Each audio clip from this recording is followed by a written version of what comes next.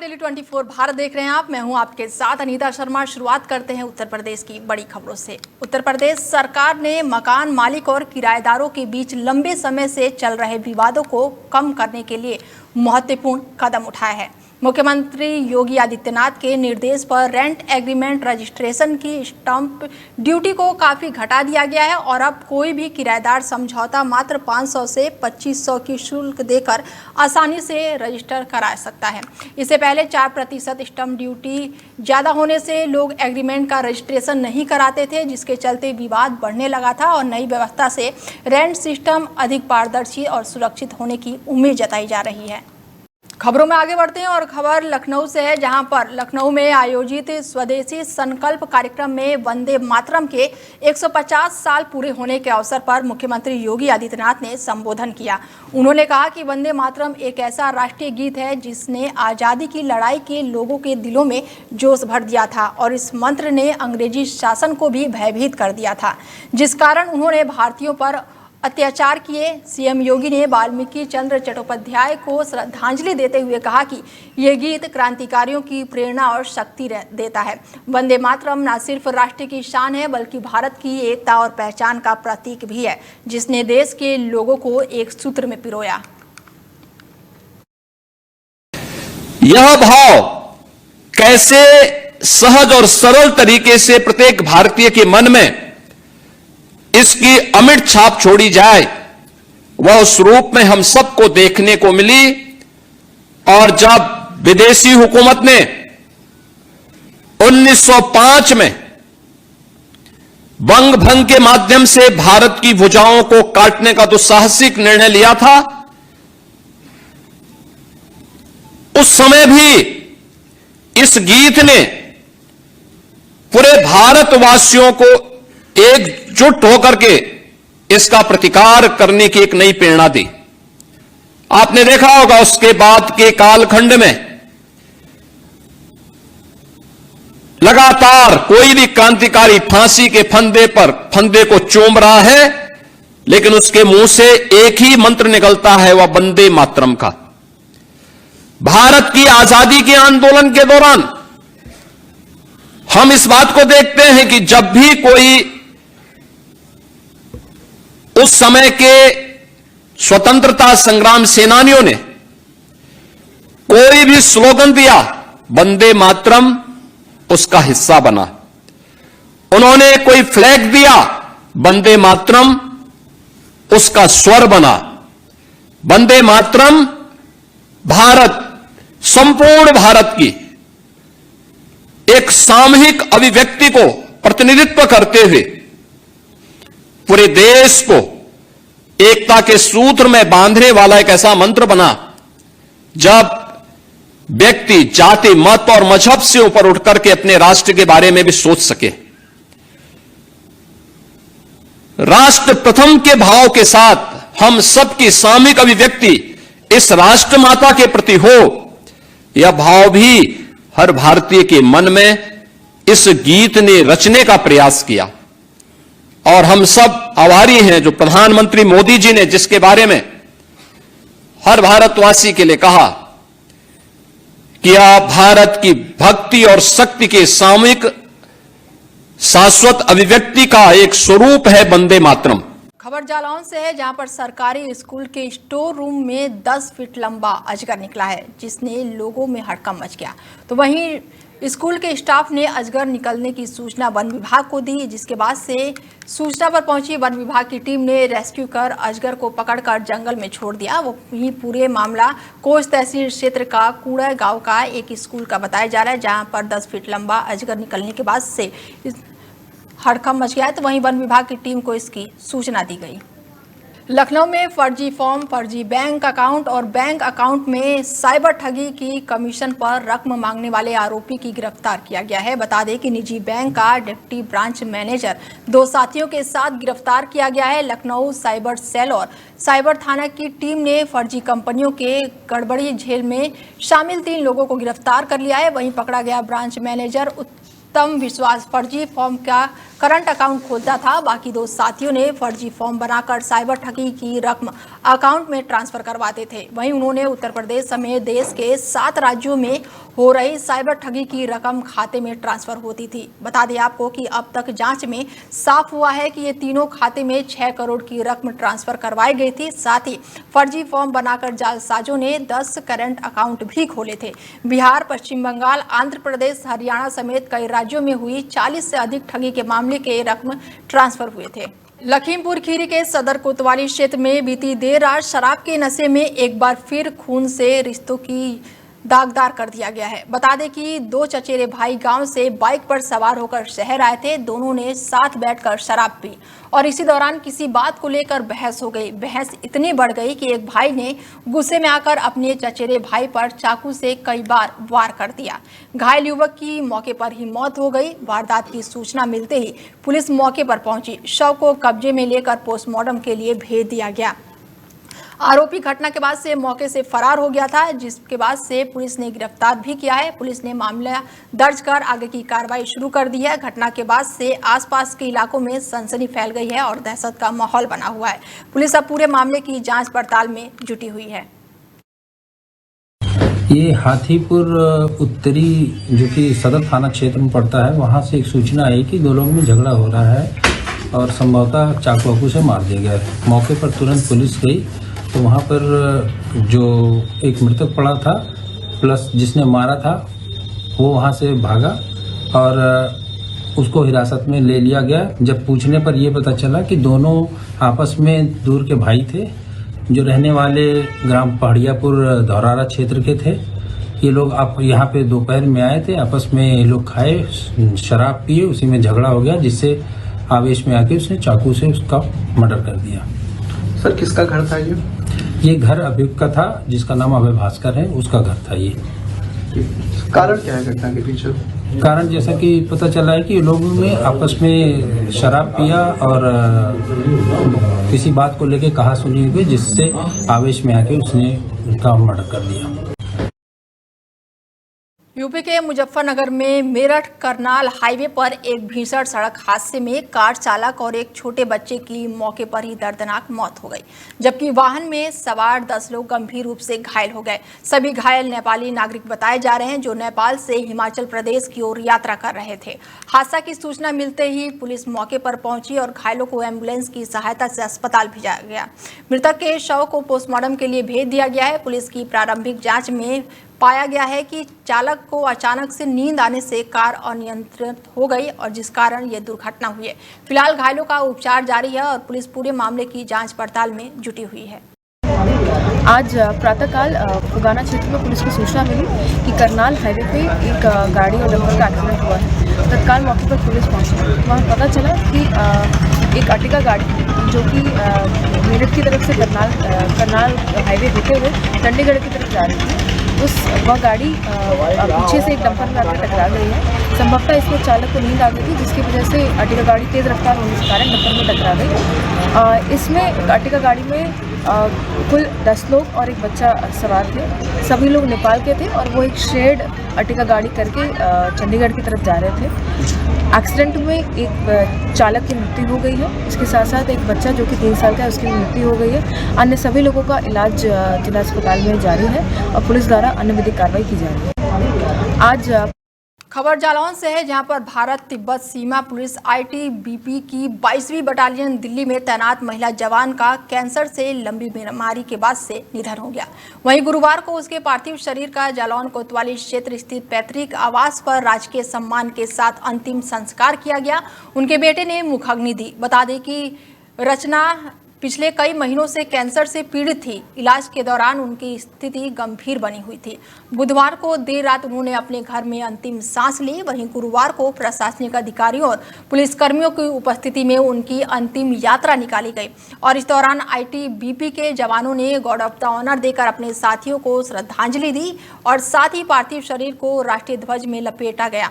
अंतिम संस्कार के दौरान रचना के बेटे ने उन्हें मुखाग्नि दी और इस अवसर पर भारी संख्या में लोग उपस्थित रहे। नगर के लोग, सामाजिक कार्यकर्ता और पूर्व सैनिकों ने उनके परिवार के प्रति संवेदनाएं व्यक्त की।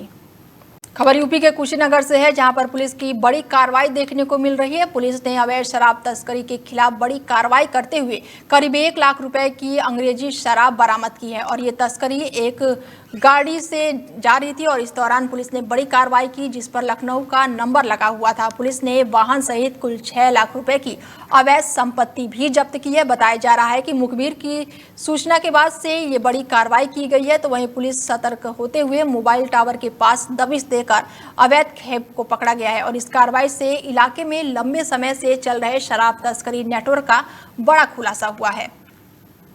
यूपी के बलिया में बांसडीहा विधानसभा की बीजेपी विधायक केतकी सिंह ने मदरसे को लेकर असम के मुख्यमंत्री हेमंता बिस्वा शर्मा के बयान का समर्थन किया है। उन्होंने कहा कि कई मदरसों में पढ़ने वाले बच्चों को देश के प्रधानमंत्री का नाम तक नहीं पता होता, जो शिक्षा व्यवस्था की स्थिति पर सवाल खड़े कर रहे हैं। विधायक केतकी सिंह का कहना है कि मदरसों में मूल शिक्षा के अतिरिक्त कई ऐसी चीजें सिखाई जा रही हैं जिसकी आवश्यकता नहीं है। उन्होंने सुझाव दिया कि मदरसों को सरकार के अधीन लाकर वो शिक्षा नीति लागू की जानी चाहिए जो देश के अन्य विद्यालयों में लागू हो। अगर ऐसा संभव नहीं है तो उनके अनुसार ऐसे मदरसों को चलाने की आवश्यकता पर पुनर्विचार किया जाना चाहिए। देखिए, मुझे ये लगता है कि जितने अधिकतर मदरसों में शिक्षा की जगह और सारी चीज़ों का वहाँ पे जो है सीख बच्चों को दी जा रही है।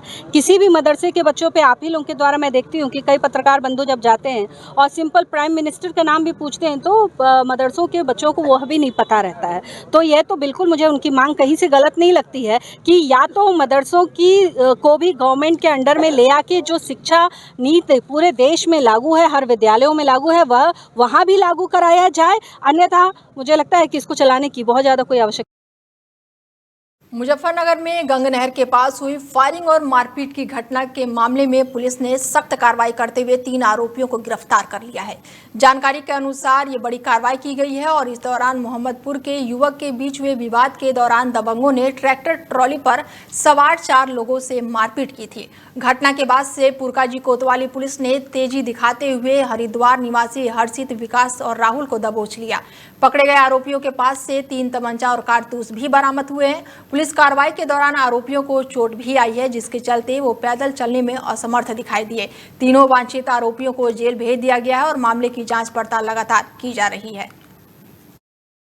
कल दिनांक 5 नवंबर के सुबह में लगभग 4 बजे के आसपास कमहेड़ा नहर पुल के पास मंगलौर थाना क्षेत्र के रहने वाले बूढ़पुर और मोहम्मदपुर जट गांव के 2 ग्रुप के बीच में आपस में विवाद था साइड लगने को लेकर, जिसमें कि बूढ़पुर जट के गांव के लड़कों द्वारा मोहम्मदपुर जट के लोगों को फायरिंग करके और मारपीट करके घायल कर दिया गया था। इसमें कुल 4 लोग घायल थे। घायलों का तत्काल उपचार कराया गया पुरकाजी पुलिस द्वारा और सुसंगत धाराओं में अभियोग पंजीकृत कराया गया था थाना पुरकाजी में। जो अभियुक्त गण है उनकी गिरफ्तारी के लिए थाना प्रभारी के नेतृत्व में टीमों का गठन किया गया था। टीम द्वारा त्वरित कार्रवाई करते हुए 3 अभियुक्त गण को इस घटना में जो शामिल थे उनको गिरफ्तार किया गया, जिनके नाम हर्षित, विकास और राहुल है। तीनों बूढ़पुर जट के रहने वाले हैं और जो शेष अभियुक्त हैं उनकी गिरफ्तारी के लिए लगातार टीमें काम कर रही हैं। शीघ्र ही उनको भी गिरफ्तार किया जाएगा। पूर्व में कोई आपराधिक इतिहास? इनका पूर्व में आपराधिक इतिहास दिखवाया जा रहा है, अभी तक की जानकारी के हिसाब से नहीं है, लेकिन ये लोग जो जानकारी मिली है घटना की कि ये मेले में आए हुए थे और इनका ट्रैक्टर में साइड लग गया था, जिसके कारण आपस में विवाद हुआ था और विवाद के बाद इन लोगों द्वारा इस तरह का कृत्य किया गया था और त्वरित कार्रवाई करते हुए इनको 3 को गिरफ्तार किया गया। शेष जो इसमें अभियुक्त गण है उनकी भी गिरफ्तारी की जाएगी। अलीगढ़ में विश्व हिंदू परिषद की ओर से सामाजिक समरसता संगोष्ठी का आयोजन किया गया, जिसकी शुरुआत भारत माता की प्रतिमा पर पुष्पांजलि और दीप प्रज्वलित करने के साथ हुई। कार्यक्रम में उपस्थित सभी पदाधिकारियों का स्वागत पटका पहनाकर और प्रशासनिक चिन्ह देकर किया गया। संगोष्ठी का मुख्य विनायक रावत देशपांडे ने अपने संबोधन से किया और हिंदू समाज का एकजुट करने की आवश्यकता पर उन्होंने जोर दिया। उन्होंने कहा कि विश्व हिंदू परिषद का मुख्य उद्देश्य हिंदुओं में जागरूकता बढ़ाने और संगठन ने देश हित में कई महत्वपूर्ण काम भी किए हैं, जिसमें राम मंदिर निर्माण में निभाई गई भूमिका भी शामिल है। देश पांडे ने ये कहा है कि समाज को जाति पाति जैसे विभाजनकारी चीजों से ऊपर उठकर एकता पर ध्यान देना चाहिए ताकि हिंदुत्व की भावना मजबूत हो और लोग मिलकर राष्ट्र निर्माण में योगदान दे सके। संगोष्ठी में नारी शक्ति की उपस्थिति उल्लेखनीय रही और शहर के कई सम्मानित नागरिकों ने भी कार्यक्रम में भाग लिया और संबोधन को सुना। खबर यूपी के संभल से है। बता दें कि संभल जिले में बहजोई कोतवाली क्षेत्र के नौरौदा गांव में अवैध खनन स्थल पर बड़ा हादसा हो गया, जहां पर मिट्टी लेने गई 7 महिलाएं गहरे गड्ढे में दब गई। मौके पर मौजूदा ग्रामीणों ने काफी मशक्कत के बाद सभी महिलाओं को मिट्टी के ढेर से बाहर निकाला। इनमें से 5 महिलाओं को निजी अस्पताल में, 2 की सरकारी अस्पताल में भर्ती कराया, जहां पर डॉक्टरों ने सभी को बेहतर इलाज के लिए जिला अस्पताल रेफर कर दिया है। बताया जा रहा है कि एक महिला की स्थिति काफी गंभीर बनी हुई है। घटना की सूचना मिलते ही पुलिस की टीम मौके पर पहुंची और जांच शुरू की। साथ ही एडीएम भी हालातों का जायजा लेने पहुंचे। उल्लेखनीय है कि जिले के डीएम ने हाल ही में छाछड़ खनन परमिट रद्द किए थे, फिर भी खनन माफिया आदेशों की अनदेखी करते हुए अवैध खनन जारी रखे हुए और कई महीनों से ये गैर कानूनी कारोबार फल फूल रहा है और माफियों के हौसले इतने बुलंद है कि वो खुलेआम खनन गतिविधियां चला रहे हैं।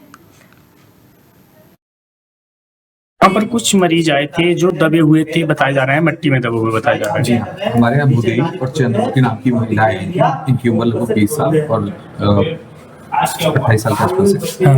ये मिट्टी में दब करके आए थे, जो ये बताया गया है। इसके अलावा 5 मरीज और हैं जिनका जो हमारे पास नहीं है, शायद निजी अस्पताल में ट्रीटमेंट चल रहा है। अच्छा। हमने इनको प्राथमिक इलाज दे करके संभल जिला अस्पताल रेफर कर दिया। क्या स्थिति है इनकी? ठीक है, जीवित है, ठीक है। कुल मिलाकर टोटल कितने मरीज होंगे? हमें जो सुनने में आई थी 7 की सुनने में आई थी, हमारे पास सिर्फ 2 है। आपके पास 2 है, लेकिन संभल रेफर किया है? हाँ, हमने संभल बेसिक ट्रीटमेंट दे करके संभल के लिए रेफर किया। यहाँ पे ये मिट्टी खोद रहे, बच्चे दब गए मिट्टी खोदत पे। कितने बच्चे दबे होंगे? 7 बच्चे हैं ना, महिला है टोटल? महिला है। अच्छा, ये क्या हुआ था यहाँ पर? यहाँ किस तरीके से यहाँ पर खेत में मिट्टी खोद रहे भराव के लिए? कौन खोद रहा था? ये नाम क्या नाम है लौड़न को, आप मैं जानती हूँ। कुछ बच्चे हैं ना, एक तो हरी सिंह। हाँ, क्या नाम है?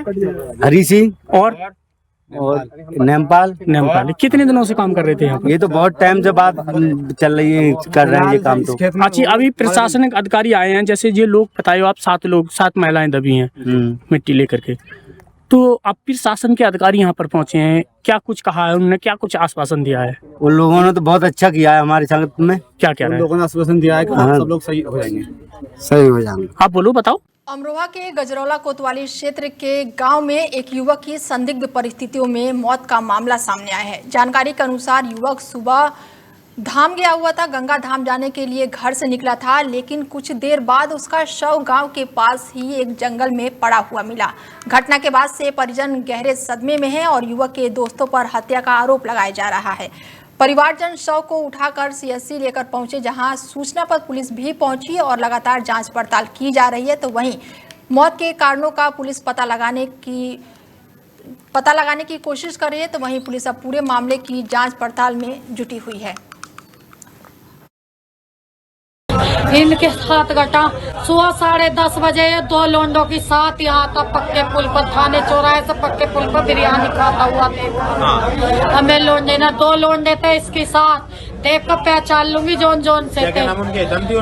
नाम से नहीं जानती जी, मैं शकल से पहचानती हूँ। तो घर से क्या बोल के निकले थे ये? घर से ये नान को कह कर निकले थे कि नान जा रहे हैं। हाँ। गले में तौलिया गे रखी। हाँ, 2 लड़के थे इसके साथ, उन्होंने ही मारा ऐसा। नहान लो जान नहीं दिया। इनकी बॉडी कहाँ मिली थी? इनकी बॉडी गांव चौराहे में मिली है, नहर के पास में, टंकी के पास में। आप लोगों को कैसे पता लगा? टंकी से आगे मिली है। आप लोगों को कैसे पता लगा? गाँव में किसी ने बताया कि फलाने का लोंडा पड़ा। अमरोहा के गजरौला क्षेत्र में दिन दहाड़े एक युवक का शव मिलने से इलाके में सनसनी फैल गई। गुरुवार शाम ग्रामीण खेतों से लौट रहे थे और तभी नहर के पास गड्ढे में पड़े शव को देखकर उन्होंने पुलिस को सूचना दी। मौके पर पहुंची पुलिस ने शव को कब्जे में ले लिया। मृतक की पहचान 25 साल के आकाश के रूप में हुई है। तो वहीं बता दें आपको कि रिक्शा चालक परिवार का पालन पोषण करता था युवक और अपनी 5 बहनों में इकलौता भाई था। परिजनों के मुताबिक आकाश 2 दोस्तों के साथ गंगा मेले में स्नान करने गया था और शाम को लौटते लौटा भी नहीं है, लेकिन कुछ देर बाद उसका शव नहर के पास मिला। उसके सिर पर, शरीर पर धारदार हथियारों से गंभीर चोटें आई थी। गजरौला इंस्पेक्टर मनोज कुमार का कहना है कि शव को पोस्टमार्टम के लिए भेज दिया गया है और परिजनों से पूछताछ जारी है। घटनास्थल से बाइक भी बरामद हुई है, जिसकी पहचान की जा रही है। घटना की जानकारी मिलते ही बीजेपी ब्लॉक प्रमुख चौधरी वीरेंद्र सिंह ने सीएचसी पहुंचकर परिवार को ढांढस बंधाया और पुलिस से कड़ी कार्रवाई की मांग की।